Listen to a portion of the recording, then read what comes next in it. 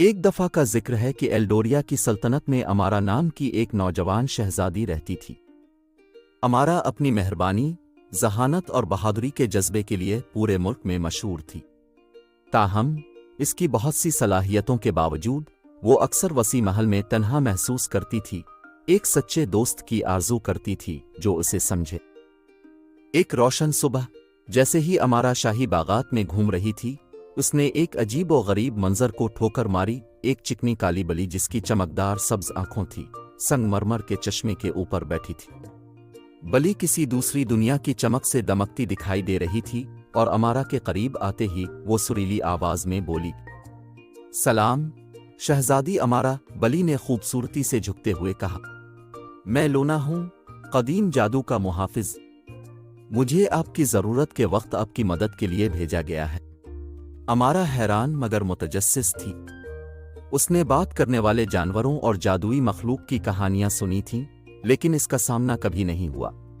جوش اور تجسس کے آمیزے کے ساتھ اس نے لونا کی دوستی کی پیشکش قبول کر لی۔ اس دن سے شہزادی امارا اور لونا لازم و ملزوم ساتھی بن گئے۔ انہوں نے مل کر مملکت کے ہر کونے کو تلاش کیا، سنسنی خیز مہم جوئی کا آغاز کیا، اور جہاں بھی گئے غلطیاں درست کیں۔ لونا کی جادوئی صلاحیتیں انمول ثابت ہوئیں، جس نے انہیں رکاوٹوں پر قابو پانے اور شریر دشمنوں کو شکست دینے میں مدد کی۔ لیکن جب وہ سفر کر رہے تھے، امارا نے دریافت کیا کہ لونا صرف ایک جادوئی بلی سے زیادہ نہیں تھی۔ وہ ایک عقلمند رہنما تھیں، شک کے وقت مشورے اور رہنمائی پیش کرتی تھیں۔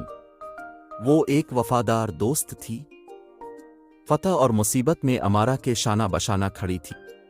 اور سب سے اہم بات یہ کہ وہ امارا کی زندگی میں روشنی کا مینار تھی، جو محل کے تنہا حالوں کو ہنسی اور محبت سے بھر دیتی تھی۔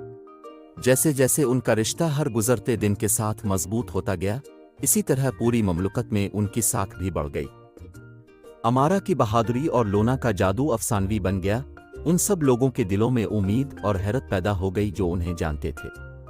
بالآخر وہ دن آ گیا جب ایلڈوریا کو ابھی تک اپنے سب سے بڑے خطرے کا سامنا کرنا پڑا، ایک قدیم برائی جس نے زمین کو تاریکی میں لے جانا چاہا۔ ہمت اور عزم کے ساتھ شہزادی امارا اور لونا نے ابھی تک اپنی سب سے خطرناک تلاش کا آغاز کیا، ناقابل تصور خطرات کا سامنا کرتے ہوئے اور راستے میں قربانیاں دیں۔